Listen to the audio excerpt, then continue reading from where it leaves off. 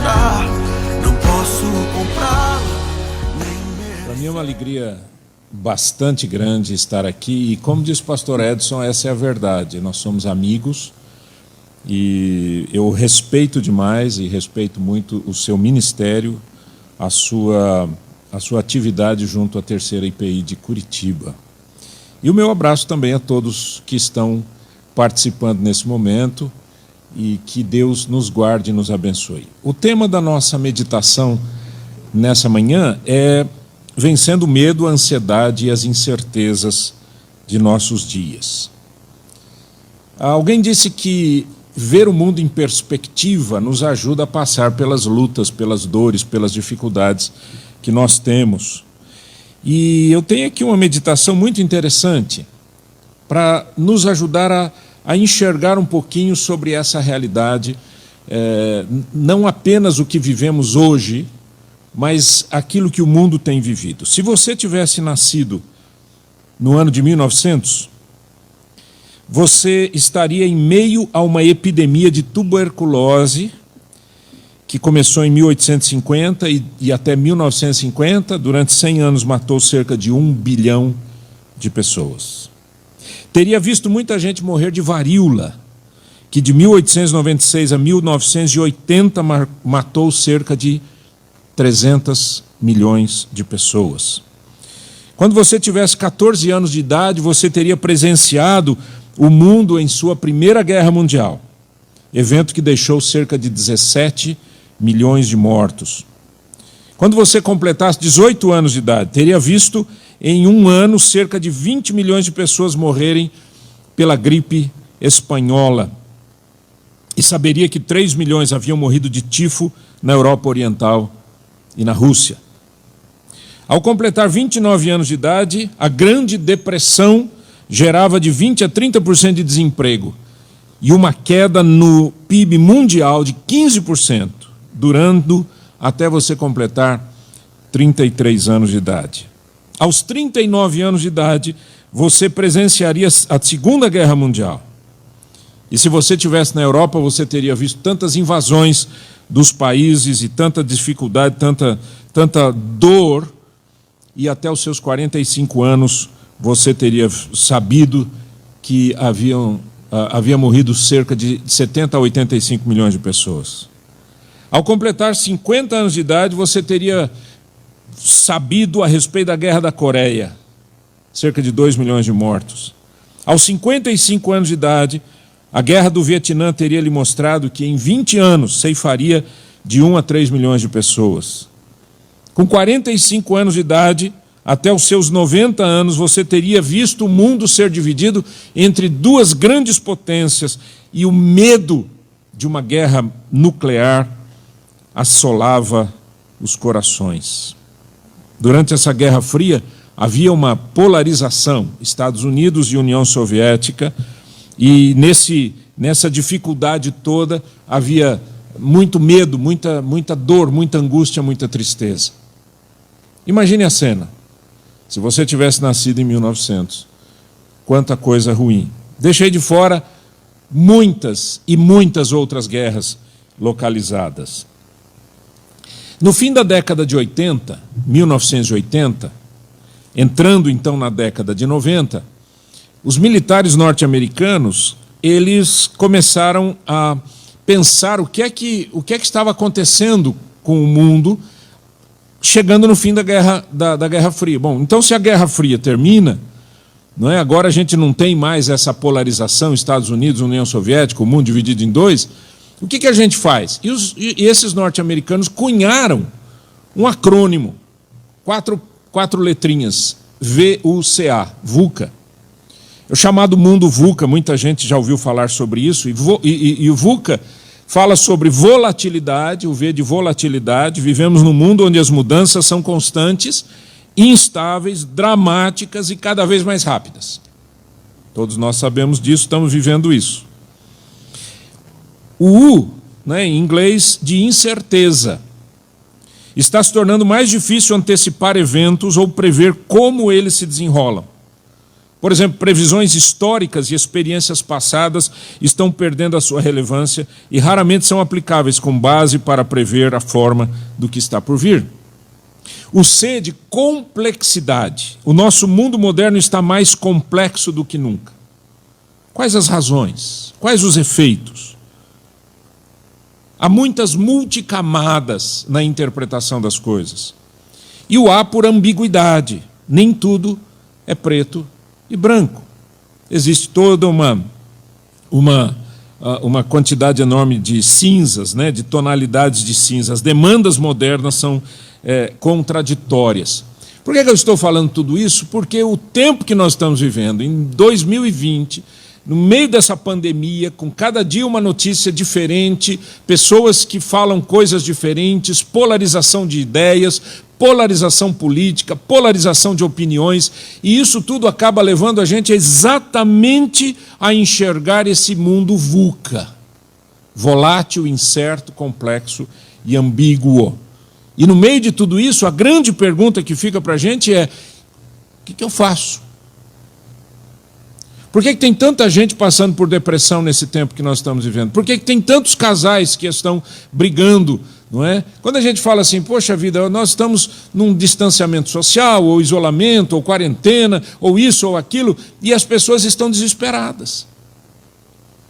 Os filhos estão em casa e as pessoas estão com medo do que fazer, porque, meu Deus, meu filho vai perder 1 ano. Que desespero é esse? Por quê? Vai perder 1 ano? Ninguém perde, gente. A gente só ganha nessa vida.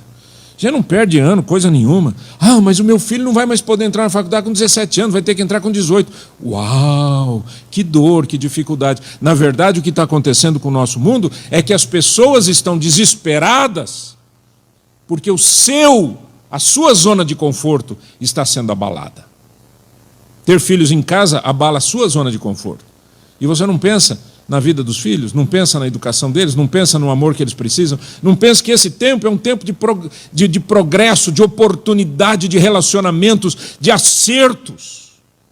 Bom, vamos falar um pouquinho sobre fundamentos. O Salmo 11, versículo 3, diz assim: ora, destruídos os fundamentos, que poderá fazer o justo? Salmo 11, verso 3. Destruídos os fundamentos, que poderá fazer o justo? É assim que muita gente se enxerga hoje, né? Meus fundamentos, meu Deus, e que agora? Nós estamos num culto online. As pessoas gostariam de estar nesse local, estar aqui nesse prédio, gostariam de estar abraçando umas às outras, e não podem. E agora? Os nossos fundamentos? Não, gente, o fundamento não é isso, não. Isso tudo passa. Fundamento é algo muito mais profundo, muito mais importante. Eu gostaria que você pensasse um pouquinho sobre, por exemplo, enxergando um pouquinho o que há de oposição entre eventos e essência, o eventual e o essencial. O que é o eventual? Por exemplo, essa pandemia é um evento. As guerras todas que eu citei eram eventos, foram eventos. A gripe espanhola foi um evento. Existem eventos que nós programamos, eventos que nós não programamos. São eventos, mas são passageiros. O que é fundamental é aquilo que é essencial, e a essência ela é permanente. E a pergunta para nós cristãos é: o que é essencial? Então, em primeiro lugar, Deus é essencial. Deus é permanente. Malaquias 3, versículo 6 diz: porque eu, Senhor, não mudo. Por isso vós, ó filhos de Jacó, não sois consumidos. Olha que interessante. Porque eu, o Senhor, não mudo. Deus dizendo sobre Ele mesmo: eu não mudo, eu não tenho mudanças. Eu não vou ser menos Deus na pandemia. Eu não vou ser menos Deus na guerra. Eu continuo sendo Deus. E o que cabe a mim e a você é buscar esse Deus e andar com esse Deus e buscar viver com este maravilhoso Criador que nos dá condições de podermos olhar para a vida e dizer: tudo passa, Deus permanece. Sabe uma coisa que eu tenho pensado muito? Eu tenho pensado muito que, até para os cristãos, até para as pessoas que leem a Bíblia, muita gente tem perdido a dimensão de quem Deus é. E eu escolhi um texto da Bíblia aqui, poucos versos, numa oração que é a oração de Ana. Ana, que foi mãe de Samuel, o profeta Samuel.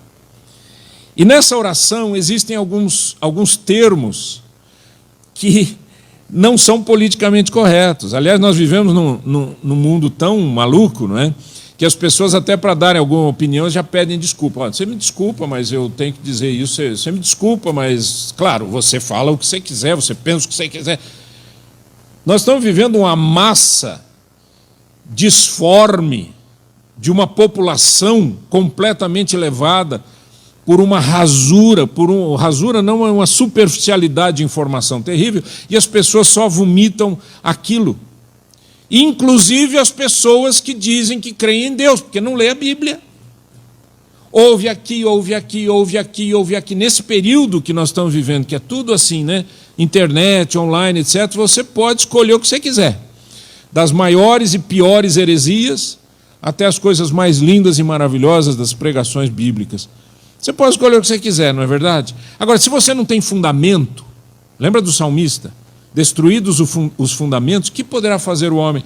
Não, espera um pouco, eu tenho que buscar quais são os meus fundamentos. E um deles é exatamente a compreensão de quem é Deus. Ouça. 1 Samuel 2, do verso 1 ao 10. 1 Samuel 2, do verso 1 ao 10. Então Ana orou assim: o meu coração exulta no Senhor. A minha força está exaltada no Senhor. A minha boca se ri dos meus inimigos, porque me alegro na tua salvação. Ninguém é santo como o Senhor, porque não há outro além de ti. Não há rocha como o nosso Deus. Preste atenção nas frases, preste atenção nas declarações. Não multipliquem palavras de orgulho, que não saiam palavras arrogantes da boca de vocês, porque o Senhor é o Deus da sabedoria. E Ele pesa na sua balança todos os feitos das pessoas. Pesa na sua balança. O arco dos fortes é quebrado, porém os fracos são revestidos de força. Os que antes estavam fartos, hoje trabalham pela comida, mas os que andavam famintos não têm mais fome. Veja essa dinâmica na oração de Ana, essa compreensão de que Deus é o Deus que julga, e que aqueles que são fortes e poderosos, etc., eles não são nada diante de Deus. E aqueles que estão sofrendo recebem de Deus o próprio alimento e tudo aquilo que necessitam para viver. Ele diz: até a mulher estéril tem 7 filhos, e a que tinha muitos filhos perde o vigor. Essa dinâmica toda, não é, de oposição. O Senhor, ouça isso, presta atenção, o Senhor é quem tira a vida e quem a dá. Ele faz descer a sepultura e faz subir. O Senhor empobrece e enriquece, humilha e também exalta. Levanta o pobre do pó e tira o necessitado do monte de lixo, para fazer assentar ao lado de príncipes, para fazer herdar o trono de glória, porque do Senhor são as colunas da terra, e Ele firmou o mundo sobre elas. Ele guarda os pés dos seus santos, mas os perversos emudecem nas trevas da morte, porque o homem não prevalece pela força. O Senhor destrói os seus inimigos, dos céus troveja contra eles, o Senhor julga as extremidades da terra, dá força ao seu rei e exalta o poder do seu ungido. Essa visão, nessa oração de Ana, só peguei aqui um texto pequeníssimo dentro da Bíblia, demonstra o respeito, o amor, a dedicação, a submissão dessa mulher ao Senhor, sabendo quem Deus é. Hoje as pessoas acham que podem manipular Deus. Não, Deus vai fazer isso, eu vou reivindicar, eu vou pedir, eu vou clamar, eu vou exigir, eu vou fazer. Um absurdo, uma coisa pavorosa, dentro de uma heresia horrorosa. Por quê? Porque não conhecem as Escrituras. Jesus disse: errais, porque vocês não conhecem as Escrituras. Errais, vocês militam em erro. Vocês erram o tempo todo porque vocês não conhecem as Escrituras. Tanto lá quanto hoje, né? Segundo, a palavra de Deus é permanente. Ora, se a Bíblia ela é permanente, segundo as palavras do Senhor Jesus, por exemplo, em Marcos 13:31, passará o céu e a terra, porém as minhas palavras não passarão. Em Romanos 15, versículo 4 diz: pois tudo quanto outrora foi escrito, para o nosso ensino foi escrito, a fim de que pela paciência e pela consolação das Escrituras tenhamos esperança. Por que que existe esse livro? Por que que a gente tem, graças a Deus, a Bíblia Sagrada nas mãos, a gente pode abrir, a gente pode ler? Por que que a gente tem? Porque esse livro é para nossa edificação, esse livro é para abençoar a nossa vida, esse livro é para nos tirar da ignorância, das trevas e nos trazer vida profunda. Deixa eu falar para você algumas pessoas, algumas celebridades que falaram da Bíblia. Francis Bacon disse uma coisa interessante no século XVI, conhecido como o pai do método científico. Ele escreveu: existem 2 livros que nos são apresentados para estudar, para impedir que caiamos no erro. Primeiro, o volume das Escrituras, que revelam a vontade de Deus. Depois, o volume das criaturas, que expressam seu poder. Pense nisso. O famoso escritor e filósofo francês Jean-Jacques Rousseau, no século XVIII, escreveu: a majestade das Escrituras me impressiona com admiração, pois a pureza do Evangelho tem influência sobre meu coração. Examine as obras de nossos filósofos com toda a sua pompa de dicção, quão mesquinhos, quão desprezíveis são eles comparados com as Escrituras. É possível que um livro, ao mesmo tempo tão simples e sublime, seja meramente uma obra do homem?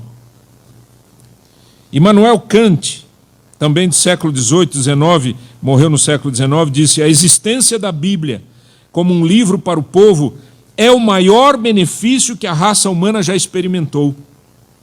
Toda tentativa de menosprezar isso é um crime contra a humanidade.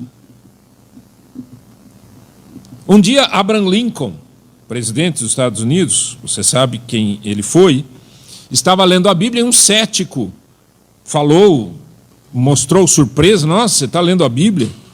E ele disse: aceite tudo o que puder deste livro sobre a razão e o equilíbrio da fé, e você viverá e morrerá muito mais feliz. Estes e inúmeros outros homens e mulheres falaram sobre a Bíblia. A Bíblia é a palavra de Deus. A Bíblia precisa ser lida, precisa ser conhecida. Agora, pessoas que não conhecem a Bíblia, pessoas que não conhecem as Escrituras, brigam com as Escrituras e dizem que a Bíblia manipula, que a Bíblia cega as pessoas. É assim que o ignorante trabalha. Não sabe e fala daquilo que não sabe. Mas se nós lêssemos a Bíblia e vivêssemos em função dessas Escrituras, a nossa vida seria muito mais sedimentada, fortalecida, fundamentada. Nós teríamos direção. Fala-se muito hoje em ética, mas ninguém sabe o que é ética. Sabe por que não sabe o que é ética? Porque eles trabalham com o relativismo filosófico. E o relativismo filosófico diz: bom, não sei, né? Você tem a sua verdade, eu tenho a minha, né? Você tem a sua opinião, eu tenho a minha. Você tem isso, você tem aquilo. Então, o que é ética? Ética é aquilo que me faz bem, aquilo que eu acho que é certo, aquilo que eu acho que é errado, deixaria de ser ético. O que seria ética? Eu não falo de ética, eu falo de ética bíblica. E a ética bíblica tem Deus como centro, tem Jesus Cristo como Salvador, tem o Espírito Santo que nos ajuda a compreender as Escrituras, que nos ilumina a mente para compreendermos. Então, vamos pensar um pouquinho, e nós estamos falando aqui de crise, nós estamos falando aqui de dor, o que nos dá fundamento, certo? Vamos pensar numa oração, vamos pensar numa distinção entre evento e essência, entre o que é eventual e o que é essencial. Vamos pensar um pouquinho sobre isso. Por exemplo, Eu não sei quanto tempo vai durar essa pandemia, eu não sei o quanto que isso daí vai gerar no futuro para a nossa vida. Mas para muita gente, ir à igreja é um evento. E não passa disso. Não tem significados maiores. Eu vou ao culto, eu volto do culto. Eu fui ao culto, eu assisti o culto. Quantas vezes, nos meus 37 anos de pastor, quantas vezes eu ouvi pessoas dizendo assim para mim: pastor, gostei muito do seu culto. É uma frase absurda. É uma frase completamente sem sentido. Como você gostou do meu culto? Ah, você gostou da pregação? Mas mesmo assim, a gente não está aqui para ver se quem é mais inteligente, quem é mais culto, menos culto, quem expressa melhor, quem não expressa melhor. A gente está aqui para olhar para os fundamentos. Então, igreja se torna evento. Eventos que nós enxergamos como evento, mas não devem ser vistos como evento. Então, o que é essencial? Qual que é a diferença entre o que é essência e evento? Número 1. Eventos são temporais. A essência, ou o essencial, está oculto dos nossos olhos. No livro do Pequeno Príncipe que fala sobre isso, né? O essencial é invisível aos olhos. Mas é uma verdade. Você quer ver um texto bíblico? Mateus 13:44, Jesus Cristo disse o seguinte: o reino dos céus é semelhante a um tesouro oculto no campo, o qual certo homem, tendo-o achado, escondeu. E, transbordante de alegria, vai, vende tudo que tem e compra aquele campo. Qual que é a dinâmica aqui? Qual que é a explicação aqui? O reino de Deus está oculto. Se você procurar, você encontra. Se não procurar, você não encontra. As parábolas na Bíblia. Interessante as parábolas. Um dia perguntaram para Jesus: por que o senhor conta parábola? Jesus falou: para que eles vendo não vejam, ouvindo não entendam e não se venham se converter. Ué, mas o senhor não quer que as pessoas se convertam? Não, a questão é a seguinte: a parábola é um livro fechado. Tem um monte de gente que tem a Bíblia assim, ó, né? Ou aberto num salmo, geralmente Salmo 91, dentro de casa, né? Fica aberto lá. Posso te falar uma coisa? Esse livro, papel, não vai fazer nenhum efeito na sua vida, se você não abrir e ler, se você não estudar e não buscar a Deus. A procura pelo reino de Deus precisa ser algo absolutamente constante em nós. Enxergar a vontade de Deus em meio a essa pandemia, por exemplo. Eu falei sobre como vencer o medo, a ansiedade e as incertezas. Eu tenho que ter direção, eu tenho que ter fundamento, eu tenho que ter base. Uma casa sem a fundação dela cai. Uma casa sem as estruturas fundamentais vai cair. Um coração sem estrutura é levado de um lado para o outro por todo vento de doutrina. O que está oculto precisa ser buscado com sinceridade e disciplina. E esse tempo que a gente está vivendo é um tempo importantíssimo. Eu acho que a gente tem que pensar e fazer uma análise profunda de algumas coisas. Por exemplo, família. Família não é um agrupamento de gente diferente com propósitos distintos. Não. Família é um organismo vivo que precisa andar junto, ainda que formada por membros com propósitos distintos. Dá para entender o que eu estou falando? O que eu estou falando é o seguinte: família não é um ajuntamento. Sabe o que é ajuntamento, gente? Sabe o que é ajuntamento? Ajuntamento é quando você põe um monte de gente junto. Isso é ajuntamento. Mas esse ajuntamento não quer dizer que aquelas pessoas estão unidas. Tem famílias hoje que são agrupadas, mas não quer dizer absolutamente que estejam unidas, que estejam andando no mesmo propósito, que estejam um orando pelo outro, que estejam um preocupado com a vida do outro, querendo o melhor para o outro, buscando ajudar um ao outro. Eu já participei, né, já senti isso daí na minha pele quando eu era criança, por exemplo, em brigas de família, mas brigas entre cunhados, cunhadas, irmãos, briga daqui, briga dali. Por quê? Qual o objetivo disso? Família tem que estar unida. Engula as suas opiniões e abençoe, cuide do outro. Aproveite esse tempo de pandemia para fazer isso. É um tempo difícil para todo mundo, você não está sozinho nesse barco. Para todo mundo. Mas que privilégio quando a gente pode conviver com propósitos maiores do que a gente pode imaginar. Por exemplo, trabalho. Faça uma revisão do que é o trabalho. Trabalho não é uma maldição, uma desgraça, um problema, um mal necessário, cujo propósito é sustentar a sua sobrevivência. Existe a vivência e a sobrevivência. Sobrevivência é quando você vive simplesmente para resolver aquelas coisas básicas da vida. Eu preciso sobreviver. E a vida? Não, trabalho é uma bênção de Deus. Trabalho é importante para você ter o propósito de servir a Deus lá no trabalho. Isso é interessante isso, né? Eu já vi muita gente dizer isso para mim. A pessoa dizia assim: ai, pastor, o que eu mais gostaria era de viver do Evangelho. Ai, como eu gostaria de dar a minha vida inteira para servir a Deus. Eu não posso julgar ninguém, né? Porque a gente não pode julgar o coração das pessoas. Mas eu acho que a maioria dessas pessoas que já disseram isso para mim, sabe o que elas estavam dizendo, no fundo? Ai, pastor, a bênção é não precisar trabalhar, né? A gente poder só viver da graça de Deus, do amor de Deus, não sei o quê. Não tem lógica. Você sabe onde que o missionário é missionário? Dentro do trabalho dele.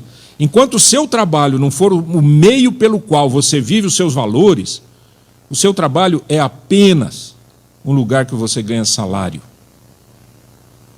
E salário você já sabe como é que é. Nem ganhou, já gastou. Igreja. Igreja não é uma organização que nos facilita a comunhão, a expressão da nossa vida. Não, igreja é um organismo, é o corpo de Cristo. E nesse tempo de pandemia que a gente não está... Eu nunca vi isso na minha vida, em 38 anos de ministério, eu nunca vi o governo falar assim, igrejas fechadas. Eu nunca vi. Eu ouvia falar sobre isso assim, no mundo comunista, a igreja não pode funcionar, etc., mas era uma outra razão, não pode, porque nós não temos Deus e não acreditamos em Deus e vocês são subversivos. Eu acho que o povo está gostando, tem muito comunista aí muito feliz, porque a pandemia está fechando a igreja. Pode fechar o que quiser. Quer botar fogo na Bíblia? Pode botar fogo na Bíblia, não tem importância. Sabe por quê? Porque a nossa vida não está baseada nos prédios onde a gente se reúne. Ela está baseada na vontade de Deus e no sentido de que igreja é corpo. Corpo de Cristo. E nós temos que fazer um pensamento sobre isso, sabe?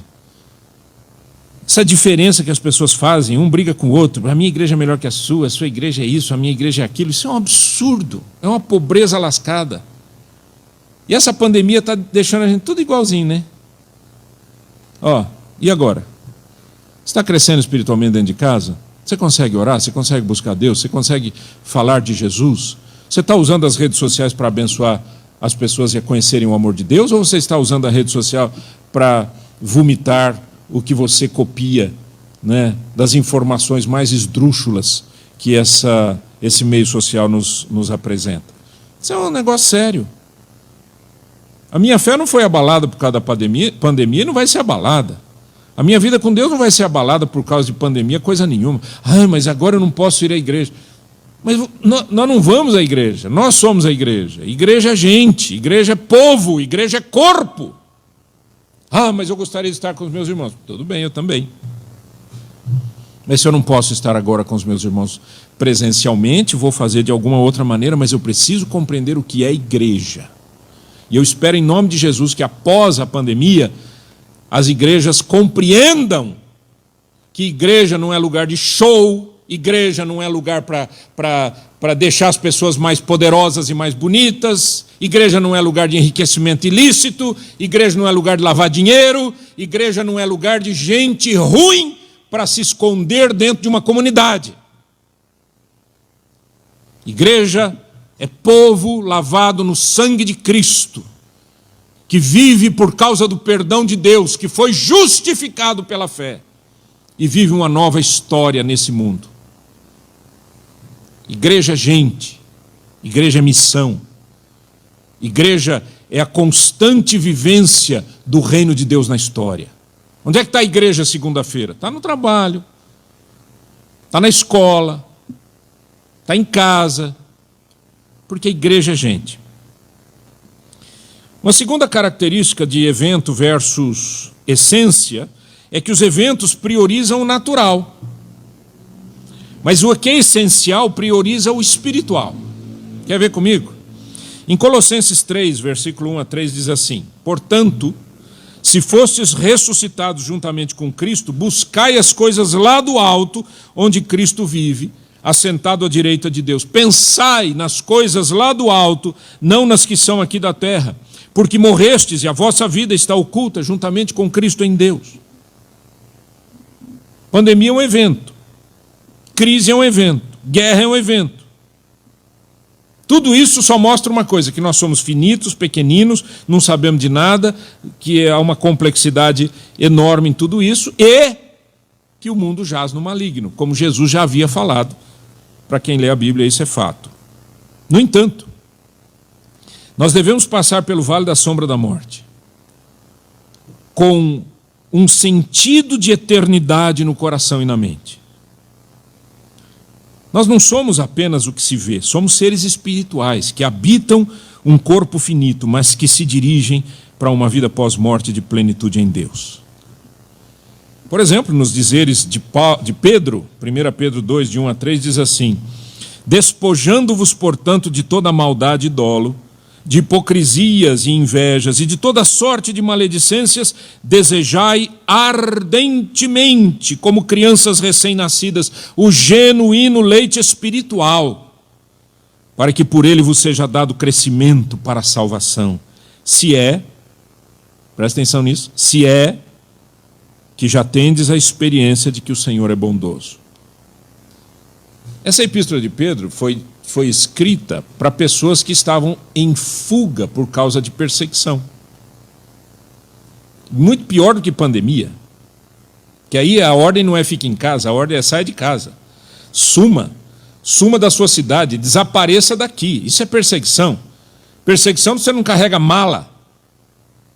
É a roupa do corpo e alguma, o que hoje seria o que? Documento, não, qualquer coisa assim. Você é perseguido. E para esse povo que estava na dispersão, esse povo que estava sendo perseguido, Pedro diz: gente, busquem a Deus, desejem muito, como criança deseja leite. Crescer no Senhor, conhecer a Deus, é a vida espiritual que permanece. O resto passa, gente, tudo passa. Esses inúmeros mortos por enfermidades, sejam pela pandemia, seja por câncer, seja por ataque do coração, seja por tantas outras mortes, acidente de trânsito, etc. Morre gente toda hora, todo dia, toda hora, todo dia. Esse povo só tinha que se preocupar com uma coisa. Enquanto vivos, né? Será que eu conheço o Senhor? Porque a hora que a minha vida acaba aqui, para onde eu vou?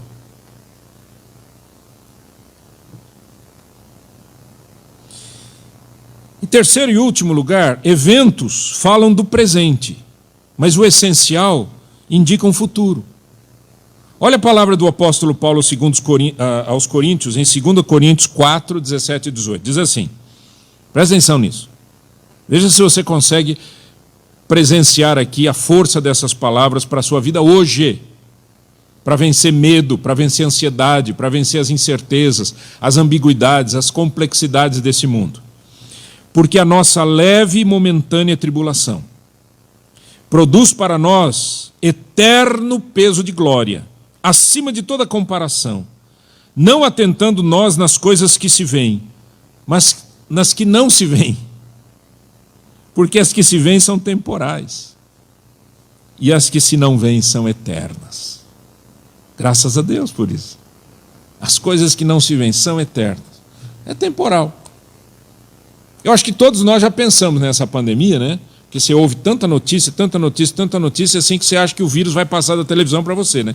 Ele vem voando assim e chega em você, né? Tem gente que eu acho que assiste televisão de máscara.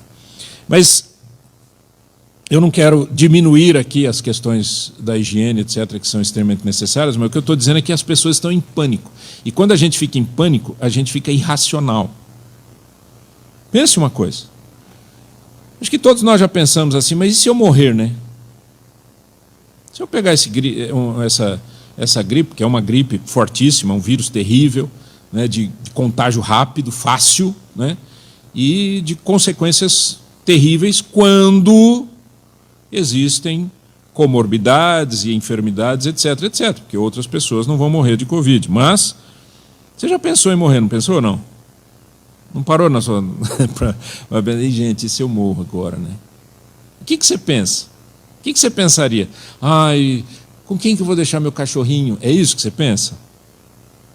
Ah, eu não sei, as coisas que eu tenho, não vai nem dar tempo de fazer um testamento. É isso que você pensa? Deixa eu contar uma coisa para você, meu amigo e minha amiga. O que eu e você temos que pensar é o seguinte: eu estou de bem com Deus. Jesus Cristo é o Salvador da minha vida. Eu reconheço que Jesus morreu na cruz pelos meus pecados. Eu reconheço que Jesus Cristo deu a sua vida para me salvar e que sem Ele eu estarei perdido aqui e depois da morte. É isso que deve estar no seu coração. Paulo tinha convicção da salvação, por isso ele disse: essa leve e momentânea tribulação produz para nós um peso eterno de glória muito excelente. Eu vou estar com o Senhor. Como é que a gente aplica tudo isso que a gente conversou hoje? Vamos gastar uns minutinhos rápidos aqui só para aplicar algumas coisas? Primeira coisa, reavalie a sua vida com Deus de oração e leitura da Bíblia. Faça uma reavaliação. A sua oração é uma oração de quem tem comunhão com Deus ou é ainda aquela oração de criança que você aprendeu? Papai do céu, abençoe esse papai em nome de Jesus, amém. Tem muito adulto orando assim: Papai do céu, abençoe esse papai em nome de Jesus, amém. Nossa, pastor, mas você não pode me julgar. Eu não estou julgando, só estou dizendo que parece que você não cresceu. Parece que a oração para você é apenas uma fórmula. Jesus disse: não adianta ficar repetindo. Quem faz isso são os gentios, aqueles que não conhecem a Deus. Quando você quiser orar, entra no teu quarto, fala com teu pai que te vem em secreto, e o teu pai que te vem em secreto te recompensará. Isso é oração. Converse com Deus. A sua leitura da Bíblia é constante? O que é a Bíblia para você? É um livro bonito que você coloca: eu vou comprar uma Bíblia, mas eu queria...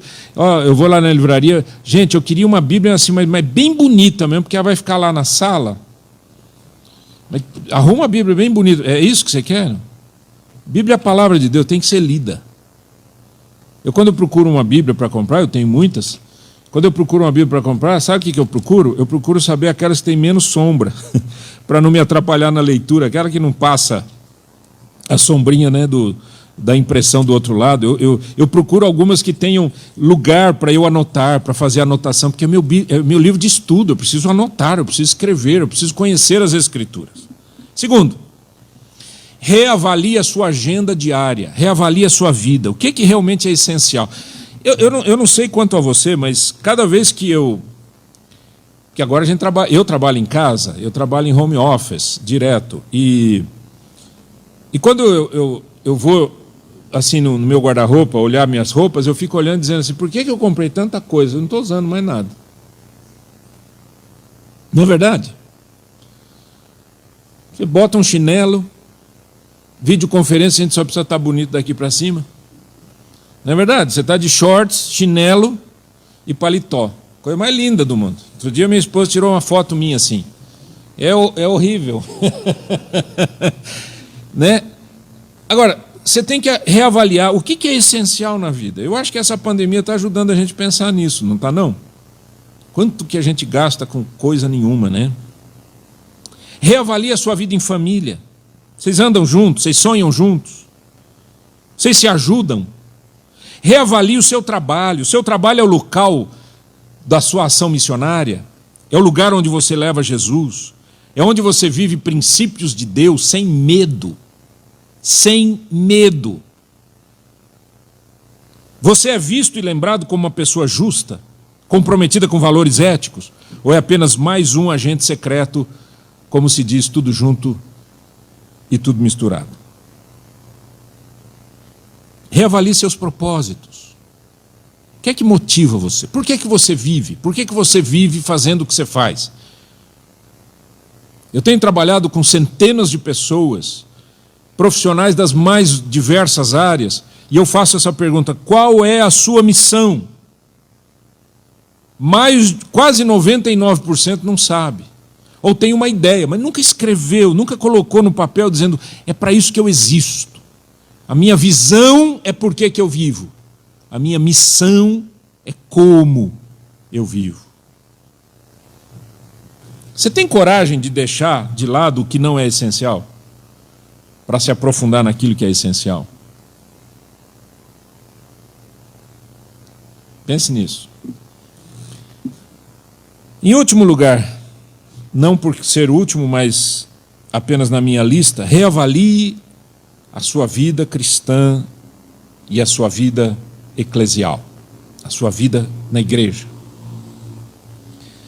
Você é um cristão apenas nos cultos e nas reuniões? Como é que você é como cristão? Eu não estou dizendo que você tem que chegar no trabalho segunda-feira e dizer assim: oh, queridos, a paz do Senhor, aqui chegou um servo de Deus para trazer a vocês a boa mensagem. Eu gostaria que isso fosse possível, mas isso não é possível e isso não é correto. O que você precisa é aprender a viver os princípios de Deus de forma tão incrível que as pessoas vão olhar e vão dizer assim para você: você é diferente, né? Todo mundo descabelado, falando palavrão para tudo quanto é lado, jogando toxina pela boca, e você aí numa paz incrível. O que acontece com você? Não, eu confio no Senhor, confio em Jesus. Ah, mas religião a gente não discute. Eu não estou discutindo. Você que perguntou. Você tem crescido espiritualmente nesse tempo de pandemia? Ou você não vê a hora de ir num acampamento para esquentar a sua vida espiritual?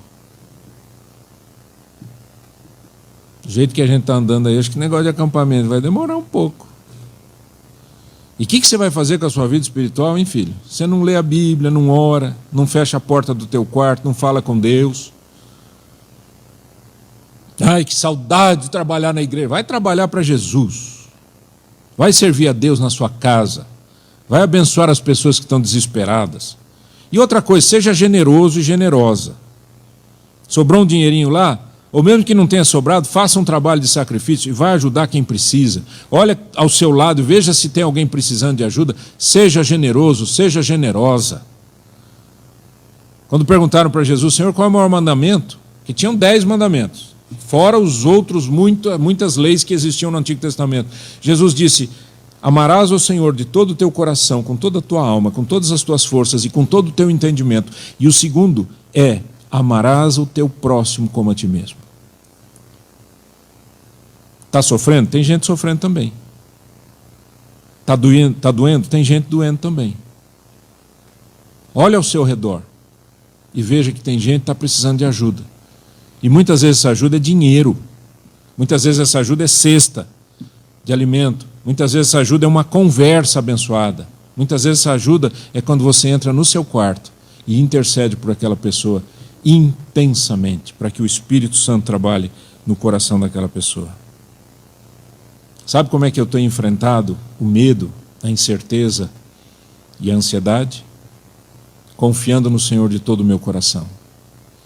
E quando eu leio e releio o Salmo 11, versículo 3, e quando os fundamentos acabarem, eu vou dizer: não acabam.